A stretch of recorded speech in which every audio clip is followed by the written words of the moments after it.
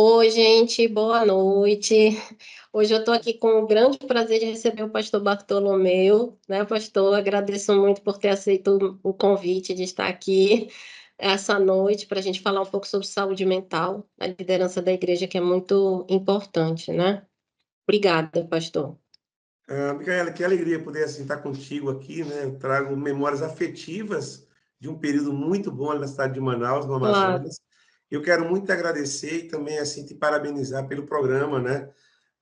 Por esse momento tão significativo que a gente está vivendo, quando a saúde mental é algo muito precioso, inclusive em um contexto no qual eu vivo já há quase 30 anos aí, daqui a 4 anos, vamos dizer assim, eu completo 30 anos de ordenação pastoral. Então, eu tenho hum, vivido isso dentro desse contexto, né, e sei da importância da saúde mental para o bom desempenho sim. do exercício pastoral. Mas minha gratidão pelo convite, pela confiança, pela lembrança do nosso nome.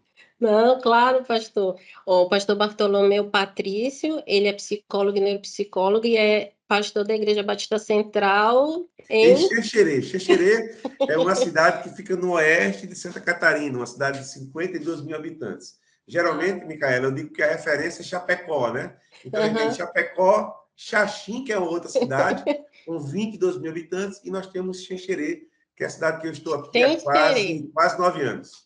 Agora saiu, Xenxerê, viu? Eu Isso. sabia que ia aprender.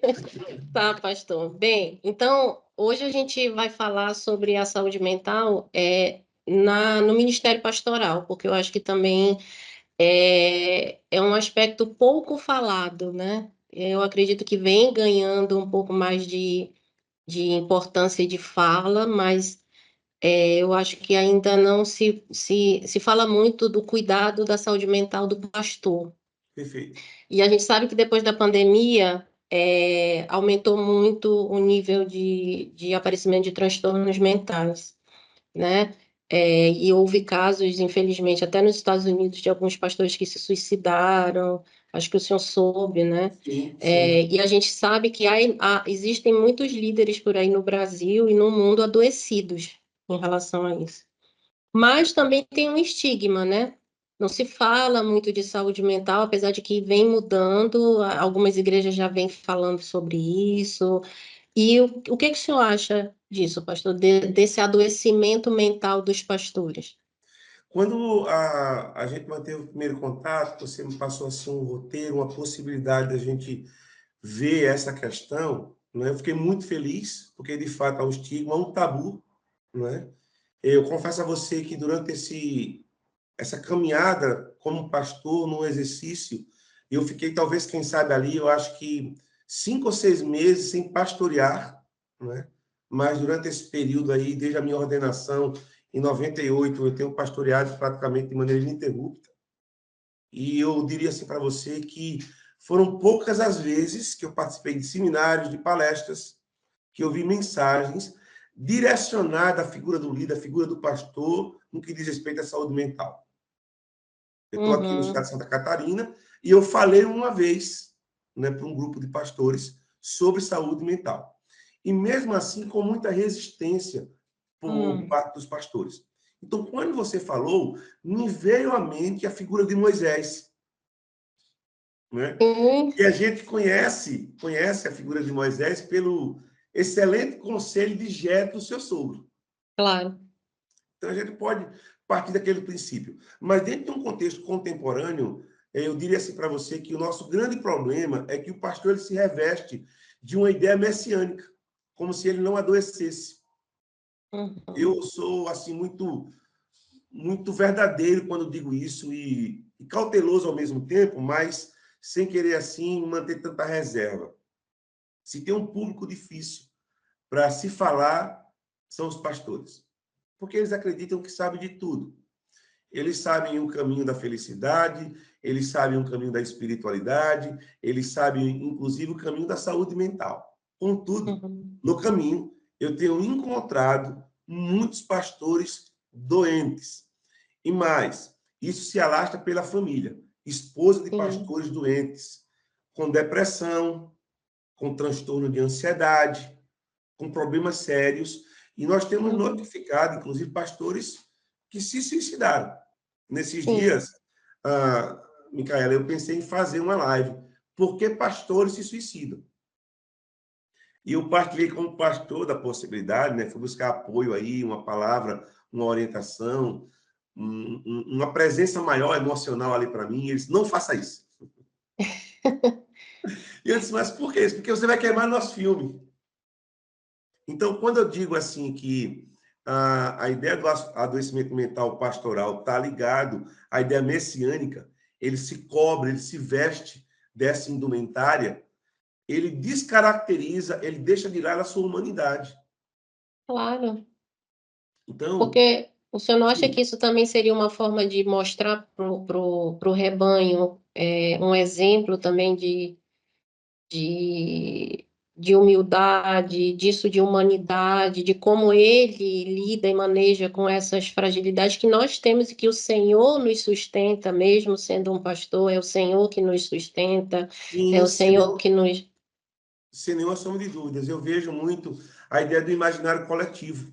Uhum, Né? sim, Então, você tem na comunidade um olhar diferenciado para a figura pastoral, para o líder espiritual. É por isso que, às vezes, a gente tem dificuldade de trabalhar alguns temas, inclusive, a partir da sua experiência, a partir da sua humanidade. É como se você fosse intocável, porque as pessoas olham para você dessa forma e você compra essa ideia. E aí, a gente vai estudar um pouco mais esse movimento psique-emocional e vai ver as fragilidades que ele apresenta, como, por exemplo, uma autoestima baixa. sim. Então, a comunidade, imaginário coletivo, olha para você como eu vou usar a expressão aqui, um super-homem. Alguém que Uhum. está acima da média. Alguém que não vai falhar, que não vai errar, que não vai cansar, que não tem fome, não tem sede, né? Descaracteriza totalmente a nossa humanidade. Aí, atrelada essa necessidade de visibilidade, porque você carrega uma ideia frágil de uma autoestima baixa, você aceita essa proposta messiânica. Automaticamente, você faz o caminho do adoecimento sem se perceber. É. E o senhor não acha que isso também leva, por exemplo, a não perceber adoecimento no rebanho? Então, a não também incentivar que eles procurem, que os membros da igreja procurem também ajuda terapêutica, Totalmente. Porque o que é que vai acontecer? Você ou vai os condicionar o líderes? seu rebanho a essa Claro. ideia. Você passa uma ideia e condiciona. Então, quando eu formei em Manaus, na área da psicologia, a minha intenção, Micaela, era ajudar a comunidade, ajudar o corpo de Cristo. E por quê? Eu estava no gabinete pastoral e chegava uma pessoa que ela agendava comigo, e aí ela ia falar das suas dores, dos seus sofrimentos, e para mim eu usava a psicologia pastoral, eu abria a Bíblia e tratava a pessoa dentro daquilo que a palavra de Deus diz. Contudo, eu comecei a perceber alguns sinais, alguns comportamentos que tangia, estava distante de um comportamento espiritual. Era mais uma questão emocional, psíquica. A Uhum. pessoa participava da igreja, era fiel na sua contribuição, participava de atividades, né? Era assíduo, abria sua casa para receber a comunidade de fé. Então, do ponto de vista espiritual, estava bem. Contudo, ele apresentava uma tristeza, ele apresentava uma falta de motivação. Foi a partir daí que eu comecei a perceber a necessidade de estudar psicologia, porque eu creio que o homem é corpo, alma e espírito. Eu faço esse caminho, né? Algumas pessoas pensam diferente, mas a gente não Uhum. vai aqui entrar em Claro. debate para ver quem está certo ou quem está errado. Contudo, nesse contexto, eu via que o lado emocional era um lado assim, como eu posso dizer aqui, menosprezado, não Uhum. observado, não cuidado, não trabalhado. E as pessoas misturavam, tratavam uma questão espiritual, ou uma questão emocional, melhor dizendo, como se fosse uma questão espiritual. Sim. Quando eu Uhum. formo, eu tive uma frustração muito grande. Claro, eu era o pastor da comunidade, não tinha essa neutralidade, mas eu comecei a trabalhar com outras pessoas de outras comunidades. Eu atendia em uma clínica em Manaus e recebia muitos pacientes que eram cristãos ligados a uma comunidade de fé, ligados a uma igreja. E aí eles mantinham toda uma resistência. Eles diziam não comigo, não. Porque eles acreditavam que aquele problema era puramente espiritual, quando, na verdade, havia um problema emocional ali. Então, respondendo a sua pergunta, o pastor ele condiciona a comunidade de maneira tal que ela adoece. Ele Claro. impede essa comunidade de buscar tratamento, inclusive. É. Uhum. Eu, Sim. eu gosto de usar o exemplo da seguinte forma. Eu chego para a minha comunidade, que eu estou pastoreando, eu sou pastor, e digo, olha, irmãos, semana passada eu recebi um diagnóstico, eu fui no médico e eu tenho um câncer, e é uma metástase, né? E o médico me deu um ano de vida. Duvido que não seja assim, a igreja vai dizer assim, pastor, fica tranquilo que Deus cura esse negócio. Uhum. Vai para o jejum, vai para a oração, para as campanhas, para as vigílias, para que Deus cure. Ok, eu creio.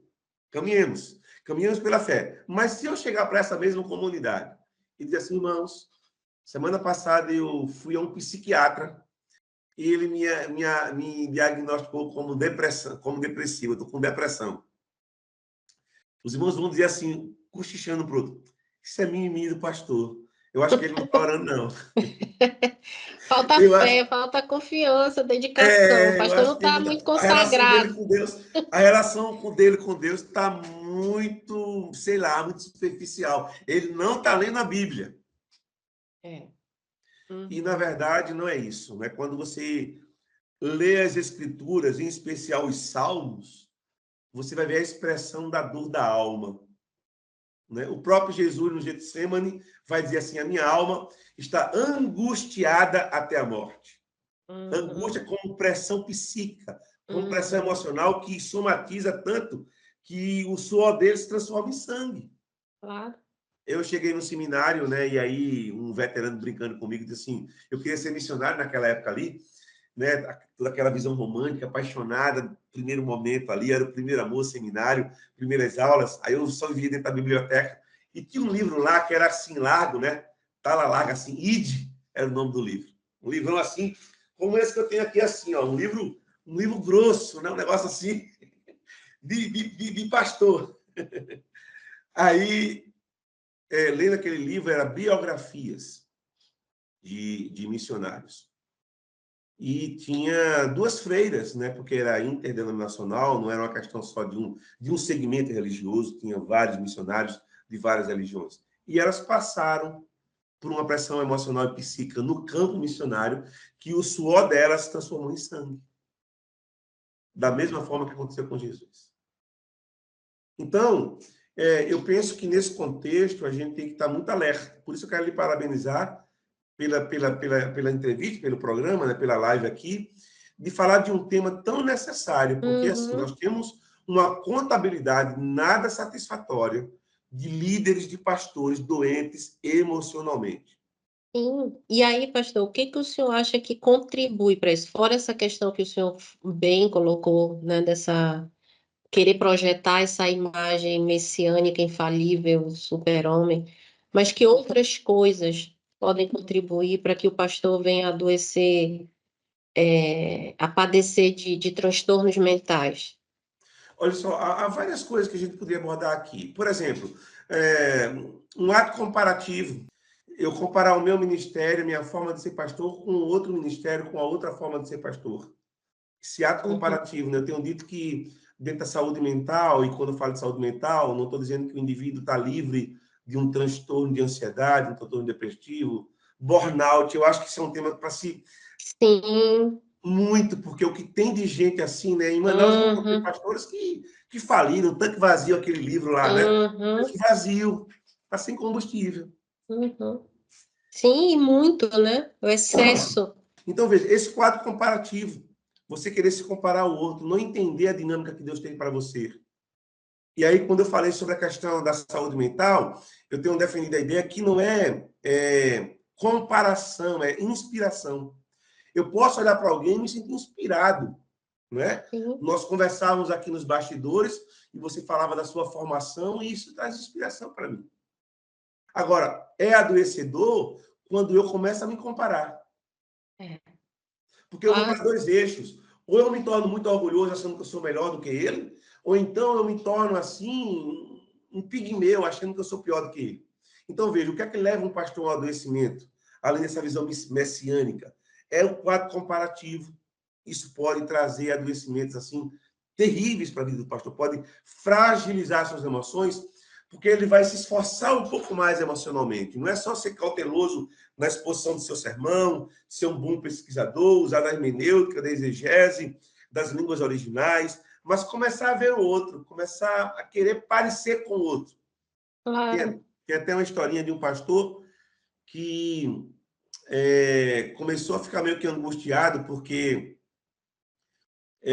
pregava no domingo à noite e ninguém se convertia. Ninguém se convertia, ninguém se convertia. É a visão contábil do ser, né? Que é um outro problema que pode adoecer o indivíduo. Essa visão da contabilidade, o quanto a minha igreja pode ter, o quanto a minha igreja pode fazer, o quanto a minha igreja pode realizar. Não é? Segurando um pouquinho essa história que eu quero contar para você aqui e para os nossos internautas também, quando morava no Recife, segunda-feira era a folga pastoral, eu tinha essa condição de ter a folga pastoral, ao contrário de outros pastores que trabalhavam na segunda-feira.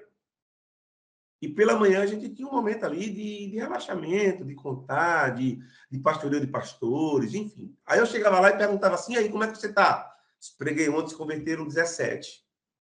Aí eu achava estranho. Perguntava outro, e aí, como é que você está? Olha, quando eu cheguei na igreja, era meia água, agora a gente está construindo um prédio de 3 andares. Eu não estava perguntando os feitos dele, eu estava perguntando como é que ele estava. E talvez estava embriagado, né, com essa ideia da comparação, que adoece.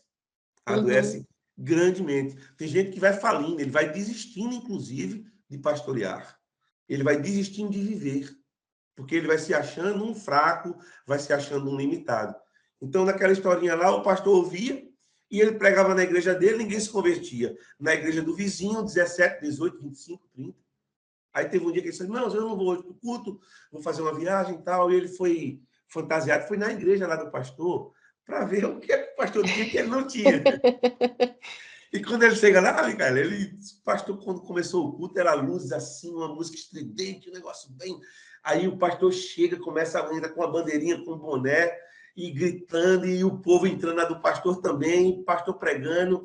Aí, no final, assim, do culto, o pastor pegou uma cadeira, quebrou uma cadeira e fez um apelo, 25 se converteram. E ele anotando tudo. Agora eu já sei. Agora eu já sei como é que funciona a coisa. Aí, no domingo seguinte, chamou o músico da igreja, aquele hino do cantor Cristiano Martim Lutero lá, Castelo Forte é Nosso Deus, não canta mais aquele negócio, não. Canta a música do Batman. Como assim, pastor? Não. Eu quero a música do Batman. Bom, senhor pastor, eu vou tocar, né? Aí, no prelúdio, o pastor já entrou e a música do Batman, os irmãos olharam um para o outro assim, sem entender muito bem, dizendo, será que pirou o ministro de música da igreja? E o pastor entra com um boné com uma bandeirinha. Aquilo é o pastor mesmo. E o pastor está pregando, tal. Aí, no final do culto, todo mundo achando estranho o movimento do pastor, e ele falava e acontecia, imitando lá o outro pastor, né? Quadro comparativo, que adoece mesmo. A gente fica mal psicologicamente. Aí, no final, ele pegou uma cadeira, aí a presidente das Mulheres Cristãs em Ação, é bronca, né? Diz, pelo amor de Deus, o que é que o pastor vai fazer com essa cadeira? Essa cadeira, a gente passou um ano juntando dinheiro para comprar essa cadeira, cadeira pastoral. Quando a igreja completou 100 anos, a gente deu de presente à igreja. Aí ele foi e quebrou a cadeira. Terminou o culto, ele fez um apelo, ninguém levantou a mão. Aí ele foi olhar a agenda. Foi que eu esqueci aqui, não esqueceu nada. Os diáconos chamaram ele, né? É uma história que ilustra. Diz, pastor, foi bom enquanto durou, mas está bom de se deixar a igreja. Mas é mais ou menos assim. Eu vou pegar essa historinha. A gente está deixando a igreja, está deixando o ministério, né? Por conta desse adoecimento, por conta dessa condição comparativa. Então, eu penso que o quadro comparativo é uma das formas que leva você a adoecer psicologicamente, emocionalmente.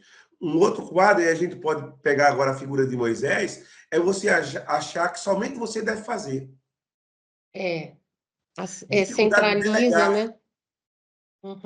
O interessante, Micaela, é que quando a gente lê ali Êxodo, né? Êxodo 18, história de Moisés, é que quando Jetro chega, ele chega com a filha dele, a esposa de Moisés. E eu acredito que o conselho de Jetro está ligado à seguinte ideia: olha, a minha filha pode ficar viúva e eu não quero a viuvez da minha filha, não. Então, se cuide, cabra, né? Aí ele vai dar um conselho a Moisés. Moisés, as coisas mais complicadas que a sua liderança não pode resolver, você resolve. Mas deixa ela resolver, é competência dela.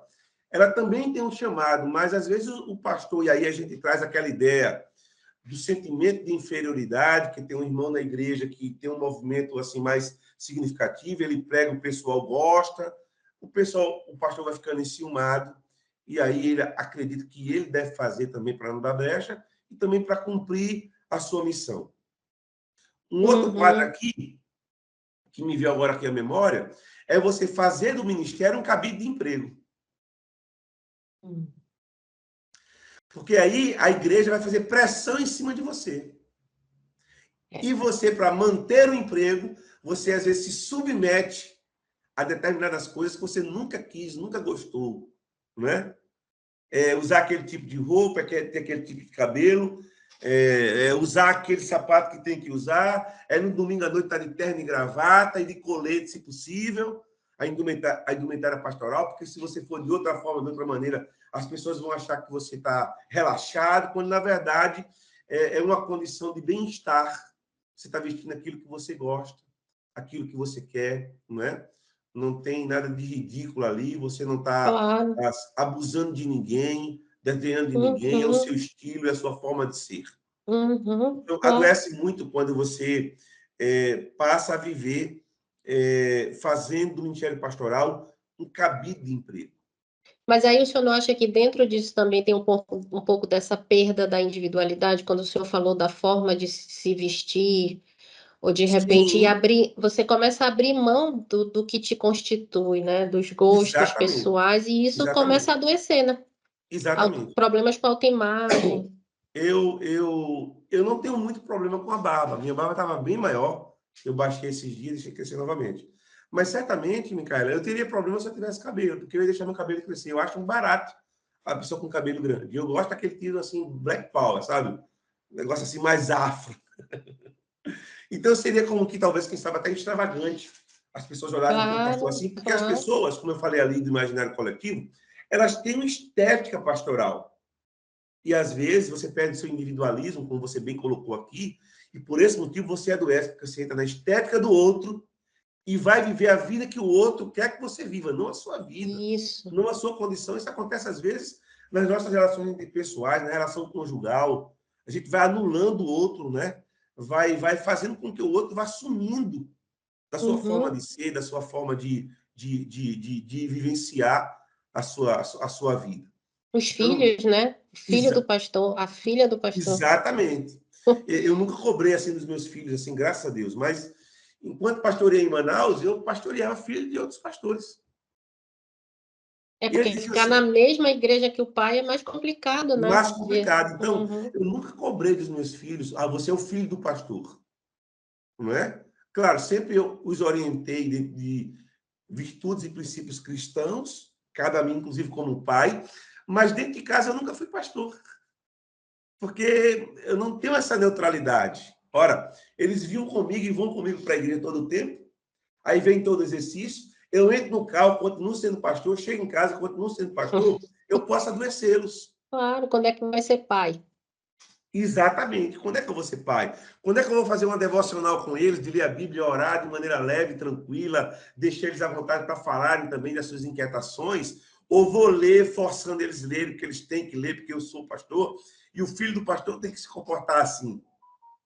Não é? Isso adoece. Por isso que eu falei no início ali, que isso se alastra, né? É como se fosse uma erva daninha que vai crescendo as suas raízes, os seus tentáculos ali, e vai adoecendo a família. Aí a esposa do pastor está doente, os filhos do pastor estão doentes. E a gente vive, na verdade, lamentavelmente, um cenário. Claro, você tem pastores saudáveis, tem uma visão assim muito leve, muito apurada, que trabalha a saúde mental, trabalha a ideia da conscientização, orienta o seu rebanho, orienta membros em particular, né, de procurarem um profissional, tomarem uma medicação. Ora, se eu tomo medicação para o coração para o resto da minha vida, claro, eu não posso tomar um medicamento, né? Isso não é falta de fé, pelo contrário. Um diabetes aparece, uma hipertensão, você vai se prevenir, né? Totalmente. Mas Né? Totalmente. A saúde mental não, é vista como fraqueza, né? Exatamente, como falta de fé, como falta de relacionamento com Deus. Então, eu penso que esses pontos que eu estou colocando aqui são pontos que enfraquecem e adoecem mesmo o pastor no seu ministério, na sua vida pastoral. Aí o senhor acha também que, por exemplo, dentro disso, uma terapia, obviamente, cabe, mas também, às vezes, o pastor fica muito solitário dentro disso, né? Ele, nessa competição que acaba acontecendo, nessa comparação, há pouca troca, né? Pouca, pouca. Então, há pouco apoio também. Existe uma rede de apoio, talvez pequena, para que esse pastor também consiga levar o burnout. O burnout você se esvazia, né? Então, você tem ali Exatamente. um quadro onde você cuida, e pessoas que cuidam em profissões onde você está cuidando, você pode acabar desenvolvendo burnout. Mas também porque você não se recarrega, não só do ponto de vista espiritual com o Senhor, obviamente, mas não tem troca, né? Exatamente. Quando a gente se aproxima como pastor, é só para conversar sobre igreja. Parece que não consegue desvincular isso. Né? E quando eu falo sobre isso, eu não estou dizendo que a gente não deve conversar sobre a igreja, não como lugar onde você vai, mas quem você é. Né? Eu tenho tentado trazer essa consciência para a comunidade que pastoreio, que a igreja não é o lugar onde você vai, é quem você é. Você é o corpo, então nessa movimentação, viva como esse organismo vivo. Mas você falou algo assim que é de fundamental importância. Essa ideia do compartilhar. Pastor é um homem muito solitário. Quando pastoreei em Pernambuco, em Pombos em especial, na primeira igreja batista em Pombos, foi o primeiro ministério, a gente tinha aquele momento de culto, geralmente eu ia para a porta, apertava a mão de todos os membros e visitantes, tinha aquele que queria conversar um pouco mais ali, mesmo que tivesse a semana para conversar, mas ele deixou para conversar na despedida ali, e todo mundo ia embora, eu morava no Recife, e às vezes eu ficava à noite ali, e ficava solitário. Todo mundo ia embora e eu ficava sozinho.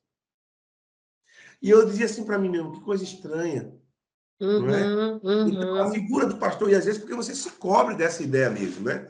Você coloca uma blindagem sobre você. Então, eu tenho dito que, até no contexto pastoral, não tenha medo, não tenha vergonha de dizer que está doendo. Ora, você é ser humano, e se a gente tem Jesus como exemplo maior, eu citei aqui um fato dele. No Getsemane, ele pediu que os discípulos orassem pelo menos uma hora com ele ali, intercedessem Claro, com ele, claro. né? Há quem Sim. defenda aquela ideia dos discípulos dormirem, não apenas porque eles jantaram ou porque era determinada hora da noite, mas porque eles usaram de fuga, né? O sono como fuga. Então havia uma ameaça muito grande, eles vão e relaxam, eles vão e dormem. Então Jesus pede, olha, alerta aqui comigo, né? Fiquem comigo, eu preciso da presença física de vocês. Não é bom, Deus diz isso, né? Não é bom que o homem esteja só. E o pastor faz o caminho da solidão. Até porque, veja, o caminho da solidão pode ser para o pastor também o caminho do estrelato. Interessante esse ponto aí. Ele sozinho, ele brilha mais, ele se destaca mais. Ele não divide o ministério.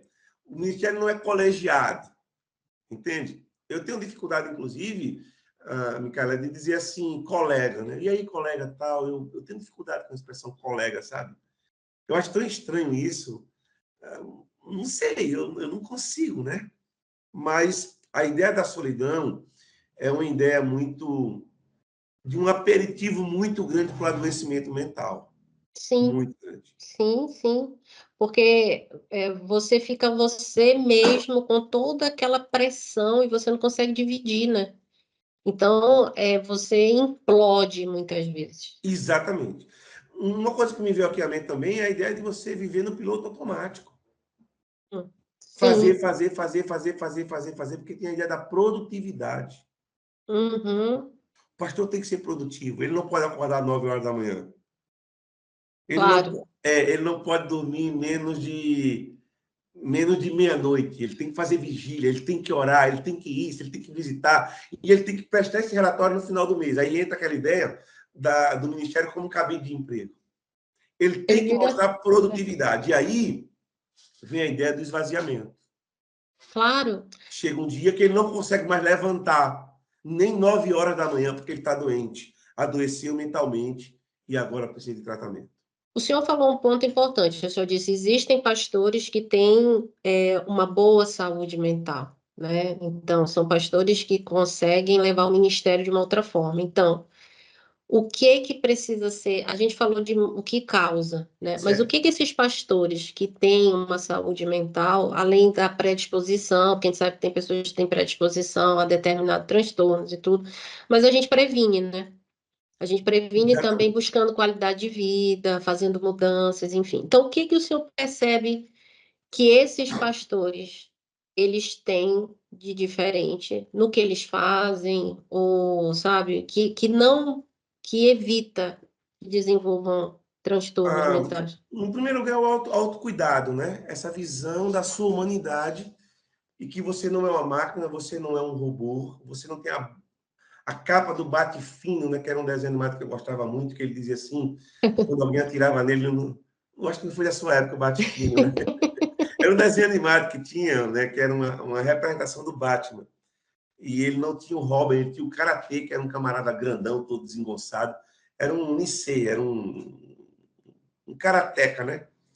E as pessoas atiravam no bate-fino e ele botava a capa dele assim, dizia assim: suas balas não me atingem, as minhas asas são como uma coraça de aço.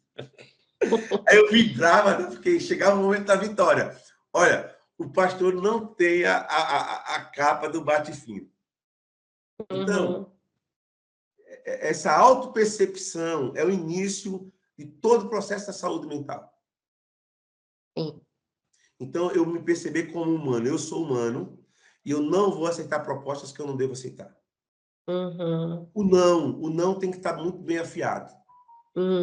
Sim, concordo. Porque você vai dizendo sim para todo mundo, adoece. E a gente está falando agora do trabalho contrário para a gente não chegar a esse ponto aí. Que a gente Claro. pode não chegar a esse ponto, né?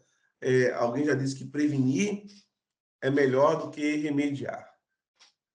Tem uma frase que eu gosto muito que quando o caso é cirúrgico, a gente não deve colocar band-aid. Uhum, uhum. Então, trabalhar essa ideia da autopercepção é fundamental para a gente iniciar uma jornada. E aí a gente tem algumas coisas que precisam ser colocadas em prática, como processo de disciplina, né? De Sim. se gostar, de se perceber. Como, por exemplo, um bom exercício físico. Grande parte dos pastores são sedentários, vivem mais tempo sentado. Uhum. É estudando, é lendo, é fazendo uma pesquisa, uma coisa e outra.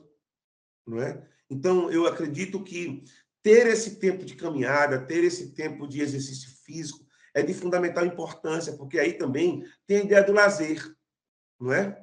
Não apenas para você manter a sua forma, manter a sua condição física ali em dias, mas também é um momento do lazer, da distração, você arejar a mente, você respirar um outro ar, você se sentir gente nesse contexto. Eu acho que é de fundamental importância você trabalhar essa questão. Trabalhar o seu sono. Hum, O seu sono. Uma das coisas que nos faz dar um sinalzinho aí que a coisa não está bem é a insônia, né? Você, claro. você fica logo É. assim com a mente ativa Mas, olha demais. só, pastor, não sei o que o senhor acha, mas muitas vezes as pessoas têm insônia porque elas ficam no automático, né? Vão e vêm, vão e vêm, vão o dia inteiro. Aí, quando elas deitam, é o tempo em que elas começam a pensar. Aí elas ficam avaliando o dia, aí elas ficam preocupadas porque ela não resolveu e elas ficam programando o dia seguinte, Perfeito. porque é o único momento que ela parou, Exatamente, exatamente. né? É, E ali é o único lugar onde é ela como não se ela deve fazer desligasse o isso. piloto automático. Desligou o piloto automático, aí ela agora cai na real. Nossa, agora eu tô só eu comigo mesma e agora eu vou parar para pensar no meu dia, na minha vida e no que eu tenho para fazer. Exatamente. Veja, o que eu estou citando aqui são coisas muito claras e que são esquecidas dentro de uma visão do Ministério Pastoral. São É, esquecidas, por exemplo. Tem pastores que não tiram férias. isso. Não tira. Né? É o tempo todo que tem que fazer, tem que acontecer. E aí eu volto àquele ponto lá, que tem pastor que gosta disso, de uma agenda cheia, de uma agenda muito concorrida. Né? Porque pastor bom é pastor que é convidado para pregar em muitas igrejas. E eu lembro de um pastor do Recife, né? Ele dizia assim que pastor bom é aquele que se preocupa com a sua igreja local. Ele não foi Uhum. chamado para pastorear aquele rebanho, tenha ele 1.000 membros ou tenha ele 37 membros, não importa. O que importa é que ele desempenhe o seu ministério com convicção, com sapiência, né? Eu diria assim para você que um outro ponto é você não ser tão exclusivo emocionalmente, mas você trazer para a razão, pensar um pouco mais. Eu gosto da frase do Flávio Joséfo, quando ele diz que Deus não nos criou como as bestas feras do campo, Deus nos criou como seres que pensam. E é exatamente pelo fato de a gente não pensar e viver assim, essa explosão emocional todo o tempo, que a gente esgota, que a gente adoece. Uhum, Cultos uhum, que são verdadeiras cartazes coletivas, assim, né? claro. Falta o entendimento, falta o pensamento, falta a forma de se perceber, de ver o movimento no qual você está inserido. E você ter essa condição de frear, de parar, de dizer não, calma, colocar um pouco mais o pé no freio ali, sabe? Não ser só acelerador o tempo todo.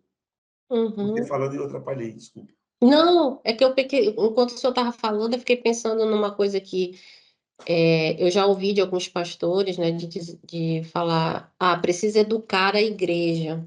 Por exemplo, precisa educar a igreja de que o pastor precisa de férias, precisa educar a igreja de que se o pastor, de repente, um final de semana resolve sair com a família para descansar, não tem um problema, ou educar a igreja para esse cuidado com o pastor, né? E o que que o senhor acha disso?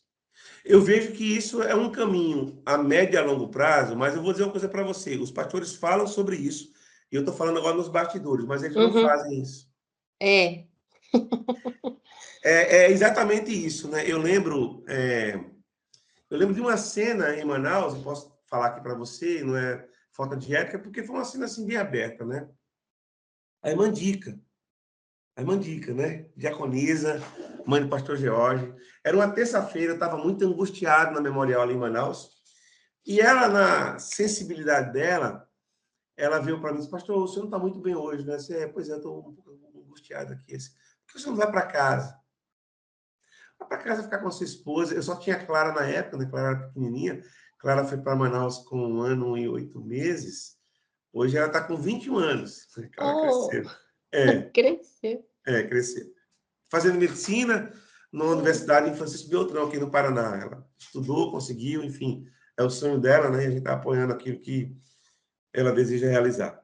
E aí, Micaela, eu lembro como se fosse hoje. Eu disse: quer saber? Eu vou. Aí peguei o carro, fui para casa, a gente tinha uma piscininha lá, eu botei água na piscina, botei Clara dentro da piscina, Maria não quis vir, fiquei com Clara, eu tinha comprado um pato na época, coloquei o pato dentro da piscina. Eu disse assim: que conselho maravilhoso a irmã Dica me deu.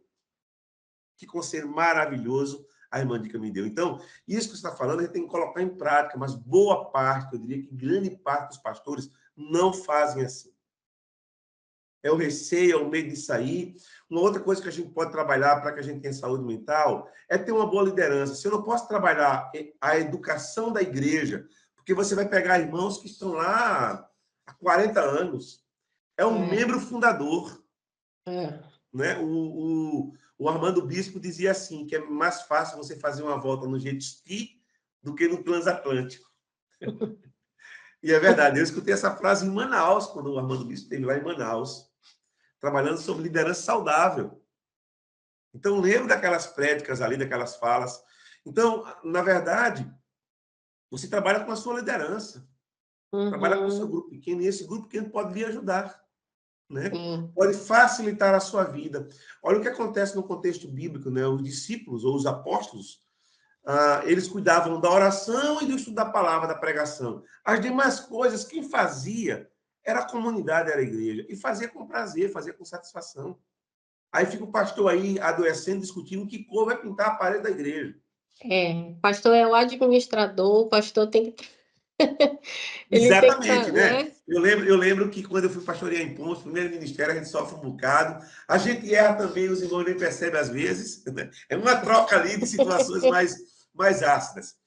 E sabe o que o irmão falou para mim? Pastor, o pastor que o senhor está substituindo, está sucedendo ele subia era com telha na cabeça. Aí eu olhei assim e disse: ixi, mas o pastor lá tinha 1,80 m, era um trombadão, um cara forte. Eu sou um fracote. Eu não tenho essa força toda, mas veja, é a visão que se tem.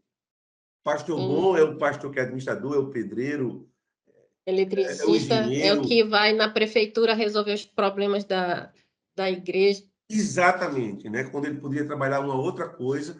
E fazendo assim, ele seria um exemplo de saúde mental e ele ia impactar também os demais membros da igreja, né? Ele convidar os irmãos para fazerem uma caminhada, ele convidar os irmãos para fazer um belo de um churrasco, celebrar a vida. Eu penso que pouco se celebra a vida com o ministério pastoral, porque a gente tem que gastar tudo ali do reino.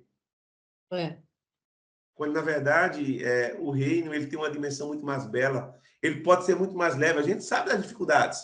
A gente trabalha também com material humano, com problemas assim, escabrosos, difíceis, inclusive de se ouvir. Porque como você é psicólogo, eu também sou, às vezes no consultório, eu fico me perguntando assim, sabe? Quando eu baixo a minha neutralidade ali, fico me perguntando como é que ele aguentou tudo isso. É. Uhum. Eu atendi em Chapecó uma época, já morava aqui em Xaxerê, atendi também em Chapecó, porque tinha um quórum lá. E aí teve um dia que eu inventei, e ela estava muito ansiosa, aquela garota, e eu pedi para ela adiantar algumas coisas pelo celular. Mas por que eu fiz isso? Quando eu comecei a ler, eu despenquei. A minha natureza humana, né?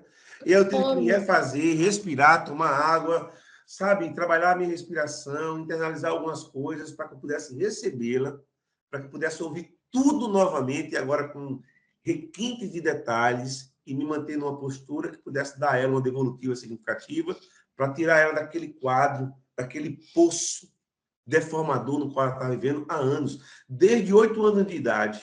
Ela tinha 27, 3 tentativas de homicídio, ou melhor dizendo, de suicídio, não é? E numa situação assim complicadíssima. Então, a figura do pastor é a figura de um homem, como outro qualquer, que tem uma missão, e como missão ele deve trabalhar a sua condição emocional, a sua condição psíquica. Viver bem, não é? Com satisfação, com prazer, amar aquilo que faz, ser apaixonado por aquilo que faz, sem adoecer, porque o ministério pastoral adoece. Eu já Sim. ouvi pastor recém-consagrado, a gente terminou de orar por ele, quando ele levantou, o pastor encostou junto deles, bem-vindo ao inferno. Bem Eu olhei animador. assim, meu Deus do céu, tudo isso. Mas é É, possível, né? mas É eu. possível se a gente Uhum. tratar. E eu louvo a Deus porque você, né, abre um canal aqui, tem pastores também abrindo canais. Eu tenho ouvido Uhum. alguns pastores aqui no Brasil que têm trabalhado essa condição, sabe? De mudança de comportamento, de abrir os olhos para essa realidade emocional, psíquica, de saúde mental. Eu tenho dito, Micaela, que se não é um dos maiores bens que o ser humano deve ter nesse tempo que se chama hoje, é a sua saúde mental. E também, pastor, porque, assim, infelizmente, a gente às vezes tem pastores que desistem do ministério, Totalmente. né? Quer dizer, abandonam o chamado, abandonam, porque não aguentam.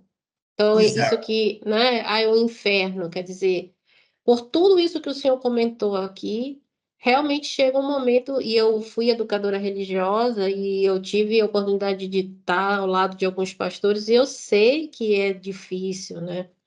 Então, assim, alguns momentos para o pastor são muito desafiadores do ponto de vista emocional, porque é complicado mesmo. E se você não tem a estrutura, você não tem o apoio, você não tem alguém com quem falar, você desiste, porque é demais, né? Chega um É muito nível de tenso, né? adoecimento que você desiste. Você falou aí e eu lembrei de uma situação ouvida por um pastor, né?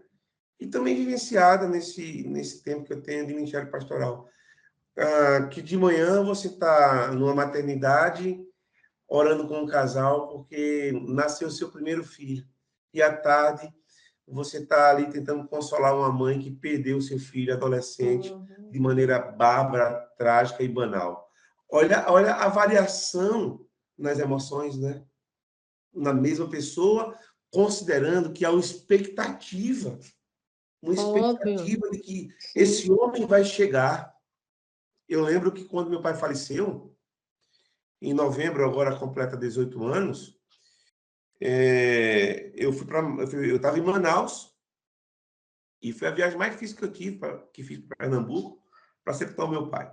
E quando eu cheguei lá, minha mãe me viu e veio logo me deu um abraço. Eu chorei ali, mas quando eu entrei no lugar do velório, porque ela me abordou fora do espaço, né? Ela me viu, veio correndo ali me abraçar. E quando eu entrei no espaço, todo mundo olhou para mim. Porque não chegou o filho, chegou o pastor. É. E aí eu caí, né, no erro de não segurar as lágrimas, ser forte para todo mundo. Olha a minha situação, ser forte para todo mundo. Pedi para um colega meu falar no funeral, ele disse, eu não posso falar porque não consigo, teu pai era muito meu amigo. Terminou eu falando. Hum. Aí a gente vai para o sepultamento, depois que o corpo foi sepultado, todo mundo saiu e eu fiquei. A minha mãe disse, você não vai descer? Não, eu quero ficar aqui. E eu fiquei no cemitério. Até a noite. Escureceu, eu fiquei lá, sentado do lado do túmulo do meu pai. Aí sim. Aí eu liberei o filho. E chorei, chorei, chorei, chorei, chorei, que não aguentava mais chorar e queria chorar mais. Porque era a minha dor, era o meu luto e eu precisava passar por aquilo, eu precisava viver Claro, aquilo. sim. Mas geralmente os pastores, eles não se permitem. Então, se permitir viver a sua humanidade, pode ser um sinal de saúde mental, Com certeza.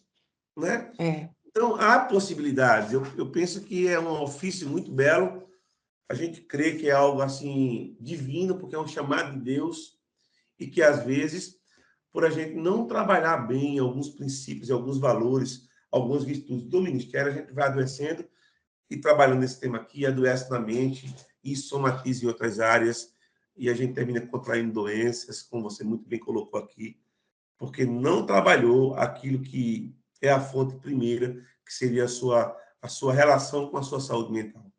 Agora, pastor, assim, é, diante de tudo que a gente falou, existem algumas situações em que esse pastor precisa buscar ajuda, né? E ajuda realmente especializada, Sim, digamos, um psiquiatra, como o senhor falou, ou um psicólogo. E eu sei que pode ser muito difícil isso para alguns pastores, né?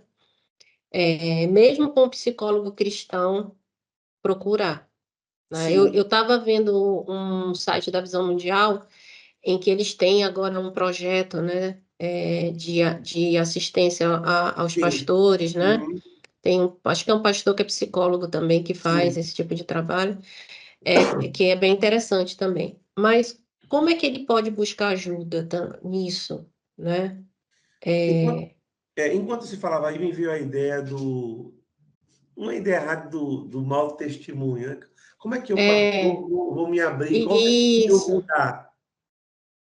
Eu penso que o pensamento é claro. o contrário, né?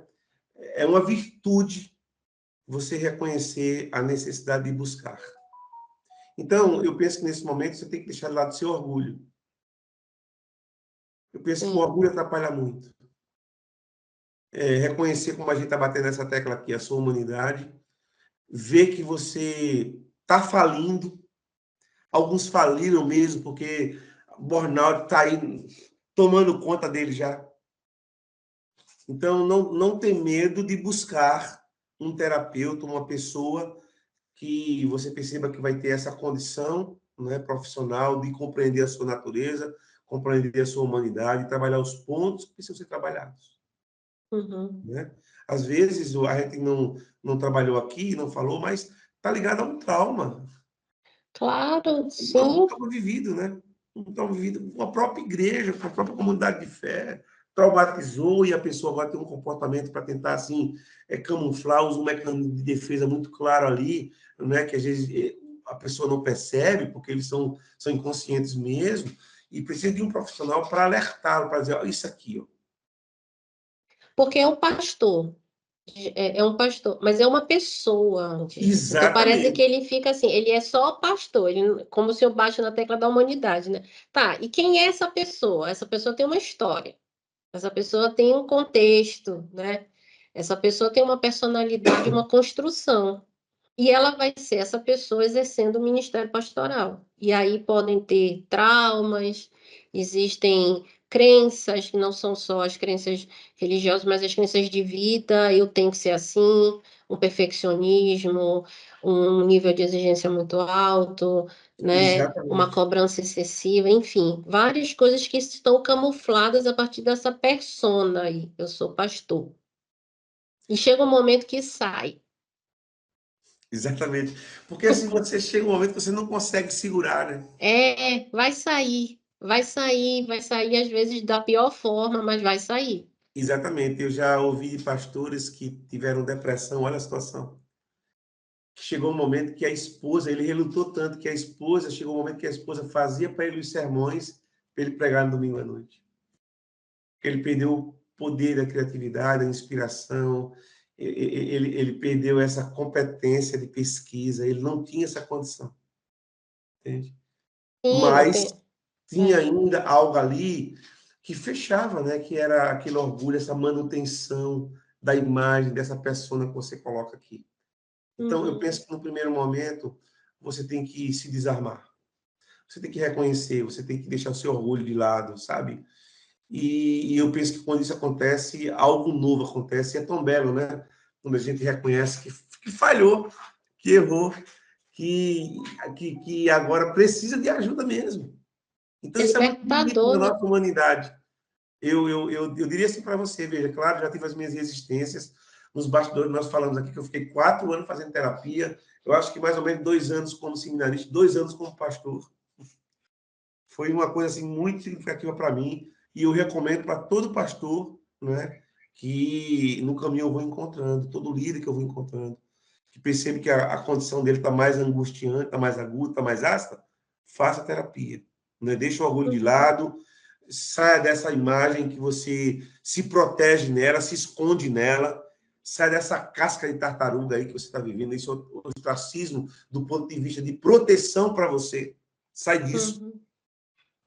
e reconhece, né, com as mãos baixas, como rendição, que você precisa de ajuda e precisa de tratamento. E às vezes um Uhum. tratamento mais profundo e mais longo. Não tenha Uhum. medo, eu penso nesse contexto, de dizer à sua liderança: eu preciso de ajuda, eu preciso de compreensão, então me dê um tempo, antecipe as minhas férias, porque eu vou sair, vou me tratar, eu vou me cuidar para melhor servir a vocês. Claro, porque, óbvio, não é a mesma coisa, mas vamos lá, nós 2 somos psicólogos e a gente sabe que a gente precisa do nosso cabo terra, né, É depois de um verdade. né, senão você não aguenta. Sim, Então, você se doa demais ali, quando termina eu conheço muitos psicólogos e eu sou uma delas que tem momentos que eu não quero falar com ninguém, eu preciso de 1 hora ali só eu calada comigo mesma, para me refazer. Né. totalmente. Então, assim, o pastor tem uma entrega ainda maior, porque a gente tem aquela 1 hora, uma vez por semana com aquela o Eu, pastor é todo o tempo. você faz 1 hora aí, né? Eu vou para pintura, tenho as tintas aqui, ó, os pincéis aqui, eu vou pintando para colocar ali, sabe? É, eu tenho as minhas artimanhas também, é Isso, crochê, é tricô, é perfeito, pintura perfeito. também, porque senão eu não consigo. Assim, Micaela, olha só, claro, a teologia você estudou também, né? Educadora cristã, educadora religiosa, trabalhou a teologia e ainda trabalha. Mas eu diria assim para você, da importância da teologia, mas como foi bom para mim ter feito curso de psicologia. Sim. Talvez, e eu estou buscando essa conclusão, o mais beneficiado da história toda foi eu. Não porque eu tenho um título, simplesmente. Não é isso, né? Porque eu Uhum. disse aqui que a ideia, no início ali, da psicologia, era somar na comunidade de fé, somar com a igreja. Ajudar a igreja a andar de maneira mais altaneira, de maneira mais leve, de maneira mais sossegada, né? Eu tenho trabalhado muito isso aqui na igreja, essa ideia da conscientização. Domingo passado eu falei sobre isso, né? Eu preguei sobre caminho da reflexão, caminho da vida. Então, eu trabalhei esses pormenores, né? Que se você não muda a sua mente, nada muda. Uhum. E a psicologia é essa ferramenta que nos ajuda a fazer essas mudanças tão necessárias, Sim. né? O Ricardo Barbosa tem um livro, está até aqui na bolsa o livro, é, emoções, não, mente transformadas, emoções redimidas. Um livreto pequenininho, né? Mas muito significativo. O pastor Ricardo Barbosa é da Igreja Presbiteriana do Planalto, em Brasília.